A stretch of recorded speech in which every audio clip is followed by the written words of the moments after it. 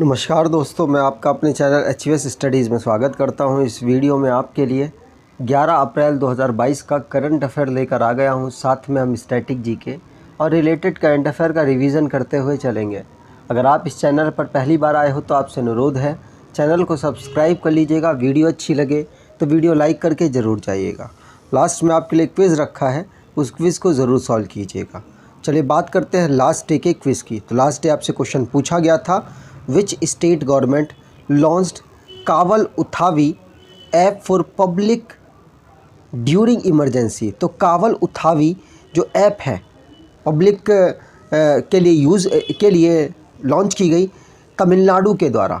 जब इमरजेंसी का समय होगा तो उस समय पर तमिलनाडु की जो पब्लिक है उनको ये वाली ऐप मदद करेगी। ये डायरेक्टली एडमिनिस्ट्रेटर से और पुलिस प्रशासन से पब्लिक को जोड़ेगी। आप सभी ने आंसर तमिलनाडु दिया था और यही आंसर सही है। आज के पहले क्वेश्चन की बात करें, India's first case of XE variant of corona virus disease reported from which city. तो XE वेरिएंट आपको करंट अफेयर में पढ़ाया गया है कि जो XE वेरिएंट है ये UK में पहली बार ऑब्जर्व किया गया। UK और चाइना के जो कोविड-19 के सिम्टम मतलब कोरोना वायरस जो यहाँ पर मिला था उन दोनों के मिक्सचर से ये बना हुआ एक कोरोना वेरिएंट है। और इसका भारत में पहला केस कहाँ मिला है? तो आंसर यहाँ पर हो जाएगा ये मुंबई में प्राप्त किया गया है। साउथ अफ्रीका से हमारे भारत देश की एक महिला साउथ अफ्रीका से आ रही थी, उन पर टेस्ट किया गया कोरोना वायरस का, तो उनमें XE वेरिएंट प्राप्त हुआ है जिसको कप्पा वेरिएंट भी कहा जाता है। याद रखिएगा, मुंबई में ये भारत में पहली बार इसके वेरिएंट की प्राप्ति हुई है। आपको ध्यान रखना है ये यूनाइटेड स्टेट जो UK है और चाइना के कोविड-19 का एक लिंकेज है, एक मिक्सचर है वेरिएंट। याद रखिएगा, पूछा जा सकता है। इसकी जो पहली बार प्राप्ति UK में ही हुई थी। रिसेंटली जो भी क्वेश्चंस बने हैं मिसलेनियस उनको रिवाइज कर लेते हैं। पहला क्वेश्चन पढ़ लिया। दूसरा, मिनिस्ट्री ऑफ आयुष जो कि सर्बानंद सोनोवाल जी के द्वारा संभाली जा रही है, इन्होंने योगा महोत्सव को रेड फोर्ट दिल्ली में लॉन्च किया है। टाटा ग्रुप ने एक अपनी सुपर ऐप को लॉन्च किया जो कि अब अमेज़न, फ्लिपकार्ट और जियो मार्ट जैसी जो ऐप है उनका कंपटीशन बनेगी। चंद्रपुर डिस्ट्रिक्ट महाराष्ट्र में पड़ता है। यहाँ पर हॉटेस्ट प्लेस, भारत का हॉटेस्ट प्लेस ऑब्जर्व किया गया। वैसे दुनिया का ये 3rd नंबर पर है। लिविंग रूट ब्रिज मेघालय में मिलती है और वर्ल्ड की हेरिटेज साइट मतलब टेंटेटिव लिस्ट में इसको डाला गया है। वैसे भारत में टोटल 40 हेरिटेज साइट्स हैं। यमुनोत्सव ITO यमुना घाट दिल्ली में है ये, और national mission for clean Ganga ने यमुनोत्सव को ऑर्गेनाइज कराया है। नमित मल्होत्रा को ऑस्कर में डून के लिए ऑस्कर यहाँ पर इनको मिला है। अगले क्वेश्चन की बात करें, which association launches Avsar scheme to provide platform to SHGs। तो सेल्फ हेल्प ग्रुप जो हैं उनके लिए अवसार स्कीम के अंतर्गत किस संस्था ने इस स्कीम को लॉन्च किया है जिससे कि SHG ग्रुप के लिए मदद मिलेगी?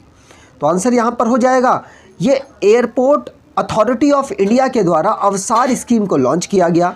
इसके अंतर्गत है क्या? तो मैं आपको बता दूँ, इसके अंतर्गत जो महिलाओं के छोटे छोटे ग्रुप्स हैं, सेल्फ इंडिपेंडेंट ग्रुप है, वो जो उन ग्रुपों के लिए अपने प्रोडक्ट को प्रचार प्रसार करने के लिए एक कक्ष बनाया गया है। उस कक्ष को थोड़े थोड़े टाइम के लिए अलोकेट किया जाएगा अलग अलग ग्रुप्स के लिए, जिससे कि वो अपने हाथों से बनी हुई कला को, पेंटिंग को या कलाकृति को प्रचार कर सके। और उसका जो प्रचार है वो एयरपोर्ट से मतलब प्लेन का या फिर एयरपोर्ट अथॉरिटी का जो यूज़ करते हैं उनके द्वारा डायरेक्टली कांटेक्ट में आ सके और वो उसको परचेज़ करे या फिर उसका ऑर्डर दे या जो भी करना चाहे। बस प्रमोशन के लिए अंतर्गत एयरपोर्ट अथॉरिटी ऑफ इंडिया ने जो सेल्फ हेल्प ग्रुप्स हैं, वुमेंस के लिए जो काम कर रहे हैं, उनके जो इंस्ट्रूमेंट्स हैं, जो हाथ से बने हुए सामान हैं, उनको प्रमोट करने के लिए एक जगह प्रोवाइड कराएगा। तो अवसार याद रखिएगा, इस स्कीम के अंतर्गत ये काम होने वाला है। मेनली महिलाओं को यहाँ पर एंटरप्रेन्योरशिप की तरफ धकेलना है, मतलब धकेलना नहीं, प्रमोट करना है। मिनिस्ट्री ऑफ सिविल एविएशन इस समय पर ज्योतिरादित्य सिंधिया जी संभाल रहे हैं। एयरपोर्ट अथॉरिटी ऑफ इंडिया का हेडक्वार्टर नई दिल्ली में है। इसको फाउंड किया गया था 1995 में। चेयरमैन इसके संजीव कुम हैं। आगे बात करें, रिसेंटली में जो भी नेशनल संबंधित करंट अफेयर बना है उसको रिवाइज कर लेते हैं। तो एयरपोर्ट अथॉरिटी ऑफ इंडिया वाला क्वेश्चन पढ़ लिया। प्रेसिडेंट रामनाथ कोविंद जी ने एम्स्टर्डम में अभी रिसेंटली में विज़िट किया था, जो कि नीदरलैंड की कैपिटल है। यहाँ पर येलो ट्यूलिप का नाम इन्होंने रखा है मैत्री। द एनवायरनमेंट मिनिस्टर, इस समय पर हमारे एनवायरनमेंट मिनिस्टर कौन है? तो भूपेंद्र यादव हैं। उनके द्वारा प्रकृति ग्रीन इनिशिएटिव को लॉन्च किया गया। आरपीएफ के द्वारा इलीगल जो टिकटिंग हो रही है उसको रोकने के लिए ऑपरेशन उपलब्ध को लॉन्च किया गया। मिनिस्ट्री ऑफ कल्चर ने टेम्पल 360 वेबसाइट को लॉन्च किया है। मिनिस्ट्री जो हमारी कल्चर की है, उनके minister of state Meenakshi Lekhi के द्वारा इसको लॉन्च किया गया। अनुराग ठाकुर जी ने लोगो और मस्कट एंथम खेलो इंडिया यूनिवर्सिटी गेम का लॉन्च किया।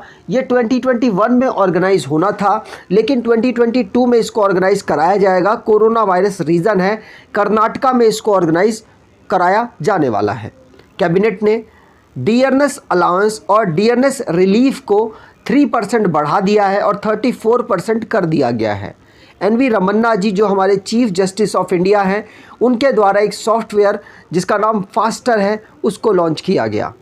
सारे जो प्रधानमंत्री हैं उनका म्यूज़ियम बनाया जाएगा जवाहरलाल नेहरू जी का जो म्यूज़ियम है वहाँ पर।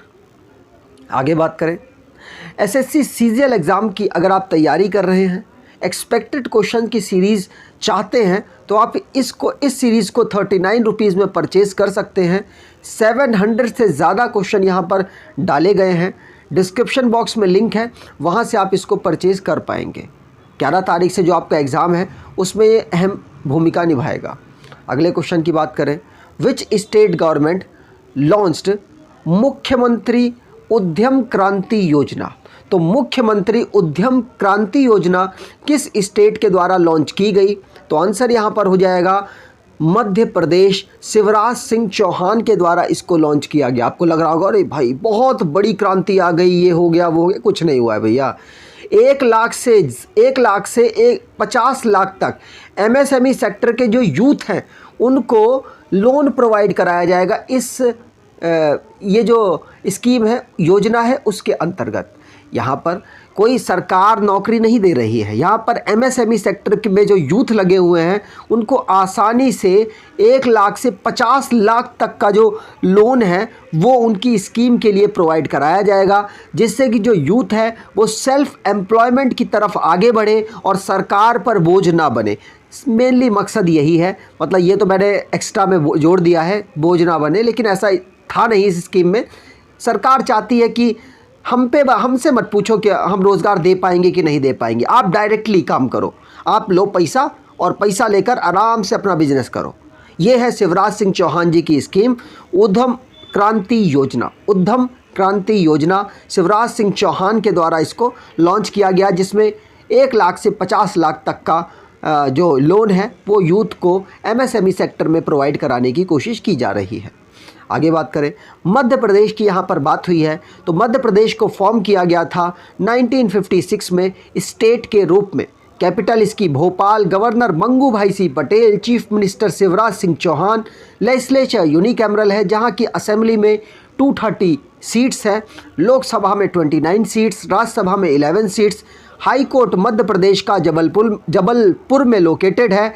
एरिया वाइज ये 2nd पोजीशन पर आता है।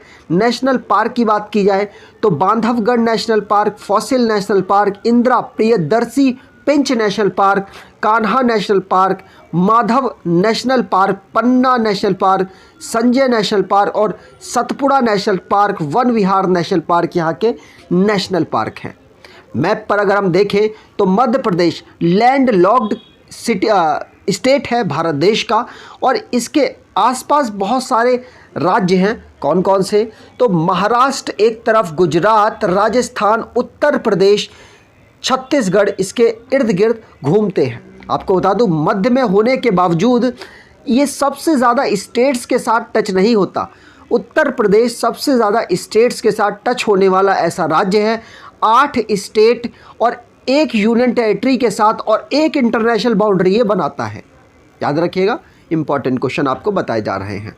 अगले क्वेश्चन की बात करें, which photographer win world press photo of the year 2022? तो वर्ल्ड प्रेस फोटो में किसको best photo of the year से चुना गया? किस फोटोग्राफर को best photographer of the year से चुना गया?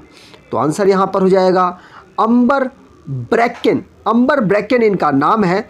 आपको बता दूं, इनकी जो एक फ़ोटो है कामलूप रेजिडेंट स्कूल, इसमें जो माल न्यूट्रिशन की वजह से जो बच्चों की जो डेथ हुई, मतलब एक बीमारी थी उसकी वजह से जो डेथ होती है माल ट्रीटमेंट की वजह से, उसमें बहुत सारे बच्चों की जो डेथ हुई उनके कपड़े उसमें टांगे गए हैं। मतलब एक जगह है, मैं आपको दिखाने की कोशिश करता हूँ। ये देखिए, यहाँ पर ये एक जगह है, कब्रिस्तान की फ़ोटो है जिसमें बच्चों के जो कपड़े टांगे गए हैं। एक ही बीमारी से काफ़ी बच्चों की डेथ होने की वजह से इस फ़ोटो को इन्होंने क्लिक किया, जिसकी वजह से इनको press photo of the year से सम्मानित किया गया 2022 में। याद रखिएगा, ये जो एम्बर ब्रैकेन हैं ये कनेडियन फोटोग्राफ़र हैं और इनको ये अवार्ड मिला है। और साथ ही साथ मिस ब्रैकेन भी याद रखिएगा, इनको भी single award of the year regional north and central America की जो कैटेगरी है उसमें सम्मानित किया गया। आगे बात करें, अगला क्वेश्चन है, who wins 11th DGC ladies open amateur golf championship? तो आंसर यहाँ पर हो जाएगा, ये किसको मिला? भारत की पर्सन है इसलिए इम्पॉर्टेंट हो जाती हैं। तो इनका नाम है रिया जार्डोन। रिया जार्डोन को ये अवार्ड मिला है। ये जो टूर्नामेंट है वो जीत गई हैं। 13 ईयर की लड़की हैं रिया जार्डोन, जो कि DGC ladies open amateur golf championship को जीती हैं। याद रखिएगा, आपसे पूछा जा सकता है रिसेंटली में गोल्फ में कौन प्लेयर हैं जो कि DGC ladies open golf championship को जीती हैं। तो रिया जार्डोन इनका नाम है। और ऐसे भी पूछा जा सकता है कि रिया जार्डोन किस गेम से बिलोंग करती हैं। याद रखिएगा, इंपॉर्टेंट क्वेश्चन है। यहाँ पर जो भी रिसेंटली में स्पोर्ट्स संबंधित क्वेश्चन बने हैं उनको रिवाइज़ कर लेते हैं। पहला क्वेश्चन पढ़ लिया। दूसरा, ईगा स्वेदेक जो कि मियामी ओपन टेनिस टाइटल को जीती हैं। ऑस्ट्रेलिया जो कि ICC women's cricket world cup को जीती हैं। मेघालय में 83rd national table tennis championship को ऑर्गेनाइज़ कराया गया। एडिडास को वर्ल्ड फुटबॉल जो होने वाला है कतर में फीफा का, उसमें बॉल का ब्रांड एम्बेसडर चुना गया। मतलब बॉल अब प्रोवाइड एडिडास का काम हो जाएगा, अपनी ब्रांड की बॉल ये प्रोवाइड कराएंगे। कनाडा जो कि फुटबॉल वर्ल्ड कप में फर्स्ट टाइम 1986 के बाद पार्टिसिपेट करेगा। Max Verstappen Saudi Arabian grand prix को जीत गए हैं। और स्विस ओपन बैडमिंटन टाइटल को PV सिंधु के द्वारा जीत लिया गया। अगले क्वेश्चन की बात करें, which novel becomes first Hindi novel to get shortlisted for international Booker prize? तो कौन सी हिंदी की नोवेल है जो कि शॉर्टलिस्ट हुई है इंटरनेशनल बुकर प्राइज़ में? तो आंसर यहाँ पर हो जाएगा, रिसेंटली में इसके बारे में हमने बात भी की थी। तो टॉम्ब ऑफ सैंड को इंटरनेशनल बुकर प्राइज़ में जो ये नोवेल है, ये हिंदी की नोवेल है, इसको ये गीतांजलि श्री के द्वारा ऑथर की गई है। और ये पहली हिंदी की नोवेल है जिसको इंटरनेशनल बुकर प्राइज़ में शॉर्ट लिस्टिंग मिली है। 50,000 पाउंड का जो अवार्ड है वो भी इनको प्राप्त होगा। अगले क्वेश्चन की बात करें, not just a night watchman my inning with BCCI book by. तो ये जो बुक है not just a night watchman my inning with BCCI किसके द्वारा ऑथर की गई?